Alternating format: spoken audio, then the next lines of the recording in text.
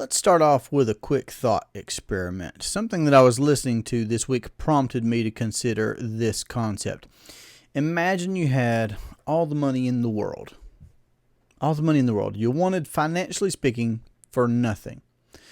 And then imagine that everything that you already had possessed, that money could not buy, imagine that were gone. It's a very provocative thought, isn't it? Hello and welcome to the Durham Talents channel. My name is Jesse Durham. This is going to be a Thanksgiving edition today where I'm just going to be sharing some thoughts. We'll be talking about the infinite banking concept. No question it comes into so many of my thoughts. And yet, even though I have a background in having listened to Southern Baptist preaching all of my life, so I'm very familiar with having an outline, and I even use one when I'm covering real nuts and bolts, real pragmatic and practical information for helping us implement and learn and vet and understand more about this infinite banking concept. But being around this Thanksgiving time, looking ahead to these different holidays that we have up and coming, and in listening to other things, much like what I mentioned, that thought experiment in the beginning of this video about how we would feel, what things would be like, what kind of an impact the things that money cannot buy have on our lives. And I know that just struck me in a really big way. And this is just a time of year where I do have a lot of reflecting. I'm doing a lot of reading. You can probably see books around me. I have goals. I want to finish the year strong on my reading. I'm continuing to learn and hopefully develop myself on so many different areas as a husband, as a father, of course, in our business and teaching folks about the infinite banking concept, but other interests that I have, other things that we do as a family. I'm reading about those things. I'm working on goals of those things, and it's just a very reflective time for me. And again, this might be a little more off script because normally I'm really trying to address something very particular about the infinite banking concept. I feel like I've spent the first couple of years on this podcast and on this YouTube channel of just trying to get out best practices as quickly as possible. Interspersing that, sure, with interviews with clients and other professionals, interspersing that with some quick takes now, just giving you my quick rapid fire thoughts about a particular subject that's hopefully been helpful.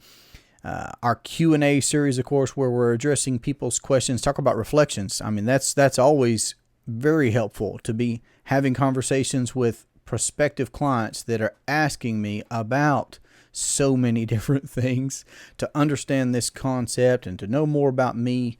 And then, of course, we have our famous quotes series where we evaluate financial quotes, and we do so with an infinite banking lens. And then, of course, as from the start, we've had general episodes that we've put out, and again, best practices on how to implement the infinite banking concept into your household and your business, your investing, whatever it is that you have going on in life. With all that being said, I guess because I thought of it just now, this would be a great time for me to ask you, let me know down in the comments section if you would. If you have a favorite series, I'd love to be able to hear more about that, because if it's helpful to you, that brings a lot of value to me to know that. So if you enjoy our Q&A series or our quick take series, the interviews, the quote series, any of those, I'd love to hear what your biggest help has been, perhaps if you had to pick one. If you had, I know it's going to be hard. I know I'm asking a big thing from you to pick only one. But if you picked one, which one would it be? Let me know. That'll be a lot of fun for me and helpful in making future episodes and providing content here. So in being in this reflecting time of year, I don't believe that I've ever mentioned it. I might have had it in mind when I've said, about when I've encouraged folks to read Nelson's book, Becoming Your Own Banker, to read his second book. I was just telling a client just this week, it already breezed through the first book, and it's like, you mentioned a second book. What was that book? It's, Nelson's second book is Building Your Warehouse of Wealth. And there are others. There's How Privatized Banking Really Works by Carlos Lara, Bob Murphy, and Nash had plenty of recommended readings in all of his works, and that will keep you busy for a very, very long time. Some of which I'm still getting around to reading now. Nash was an avid enthusiast of Austrian economics, and it's a subject that I've decided to be learning more about. And I've been reading some, I guess I'm looking over here and considering some writings from Murray Rothbard and Ludwig von Mises, and The Pension Idea by Paul Perrat. Excuse me for not getting that right. Je parle un peu le français. Un peu le français. So, yeah, I probably mispronounced that name is what I'm getting at there. I only know a couple of lines in French. So, I speak much better Spanish. And even that's probably rusty. Anyway. So, Nash has tons of recommended reading. But what I was trying to get at is, again, in this reflective time of year, thinking about Nash, thinking about how thankful I am for having had a friend call me up in 2015 say, hey, I just heard about this awesome idea of becoming your own banker. And that just led to me seeing a presentation, reading a book, talking with folks that had these policies and that were practicing and implementing these concepts, and just on and on and on, to where now here, I have a podcast and we have a YouTube channel as well. And we've been doing that for some years now. And we've got clients and we're in so many states. And anyway, there is a documentary that I'm wanting to mention. I've taken a couple of minutes here probably just to get to where I'm saying there is a documentary. It's called This Is Our Nelson Nash, I believe is the actual title. You'll be able to find it. It'll be one of the top hits if you go anywhere and look for an R. Nelson Nash documentary. It's an hour-long documentary. It's very well done, and I think I appreciated it because even though like I mentioned, first read his book in 2015, and I took some years to get policies and to reread things and to really understand. I mean, we got started as quick as we could. It didn't take us years to get policies, but what I'm saying is, we were a few years into practicing the infinite banking concept before I even had the thought of, how cool would it be to go meet this guy that literally wrote the book. And he's gone on. He's graduated, as he would say, to the next life. And I'm appreciative for the documentary having been made. In particular, yes, because I can read behind him and I feel like I get to know him. And I hear how, the genesis of infinite banking was from his Becoming Your Own Banker book, but being able to see him. And there are other clips where folks had recorded our Nelson Nash. And of course, there is his recorded seminar that you can get from his website, infinitebanking.org. But this documentary in particular, just being able to see him and his wife Mary and hear about the start of the IBC and get some of his background and get an insight into who he was, is just very, very good. I would actually also say that James Nethery has, with his Banking with Life podcast, has done a fantastic job of interviewing other, and of course James personally knew Nash and worked with Nash. He's a wealth of knowledge, all of his materials as well. His Banking with Life CD, everything that he does online with his podcast and YouTube and everything. Great material. And he's done a lot of interviews, is what I'm getting at here, with other folks who went to Nash's live seminars when he was giving live seminars, and folks that had personally worked with him. Even relatives. David Stearns, his son-in-law, having had him on recently for some podcast interviews. It's fantastic.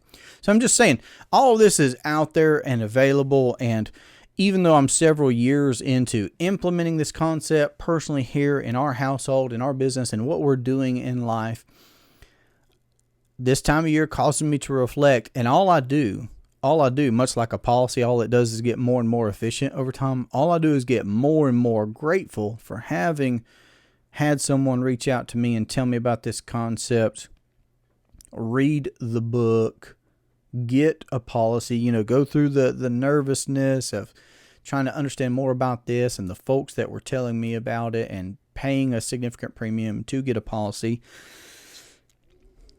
Still probably in some degree hoping that it would work, even though it was written out in black and white, what my contractual rights were. I only had a limited understanding, but my limited understanding was that, do I want to be my own banker? Yes. Yes, I do want to be my own banker.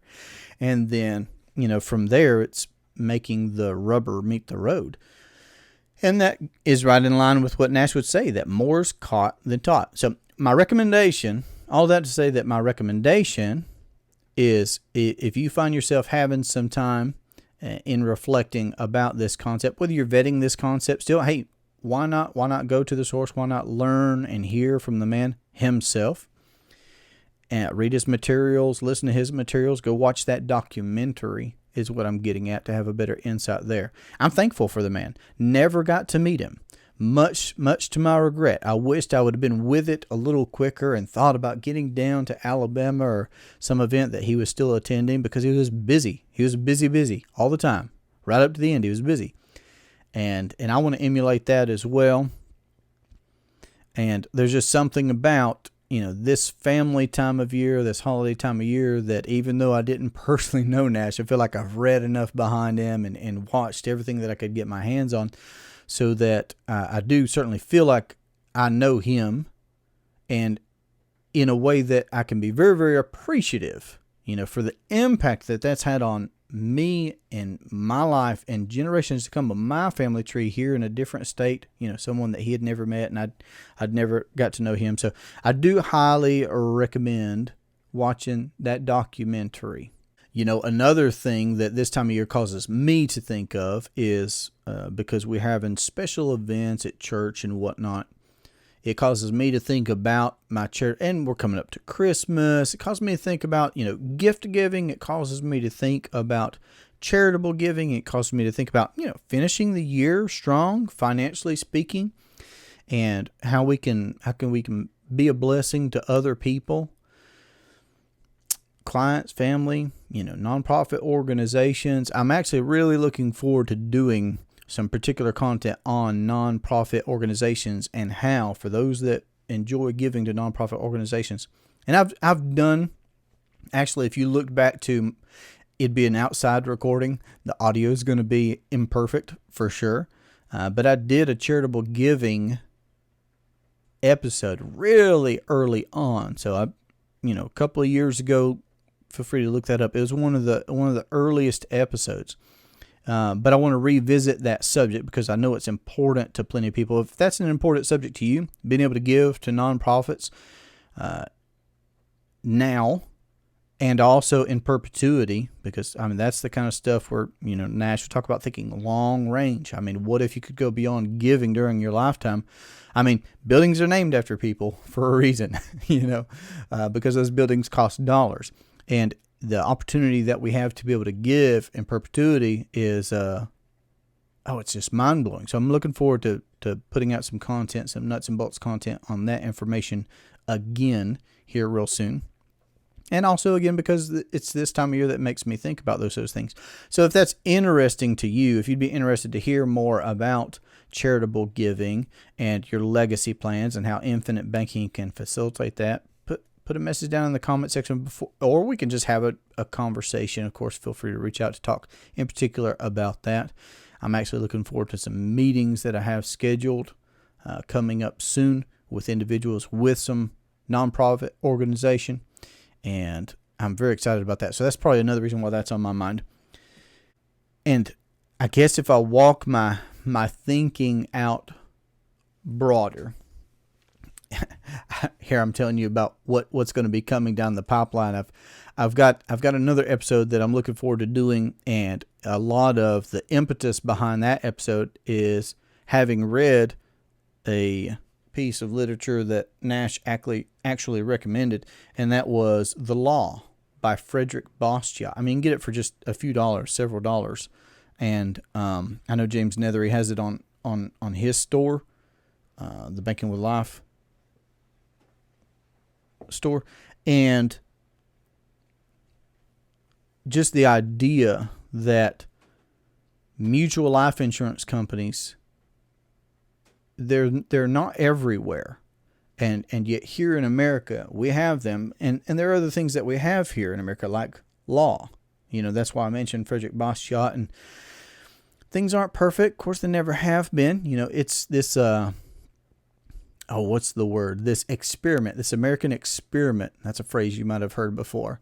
It has been a struggle from the start, where the founding fathers were wrestling with, some really big and important concepts. But, here we are hundreds of years later with a constitution, with law, with liberty. Again, imperfect such as it is, it's the best place I know of.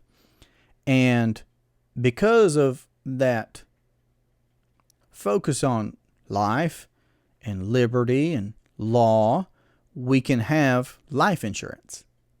People can privately contract with each other. Okay, I can contract with this company can contract with me. They say, okay, you pay these ongoing premiums. We'll provide you this death benefit. We'll provide you, guaranteed access to that growing pool of capital, that compounding pool of capital over your whole life as well, in a known interest environment under these terms and conditions.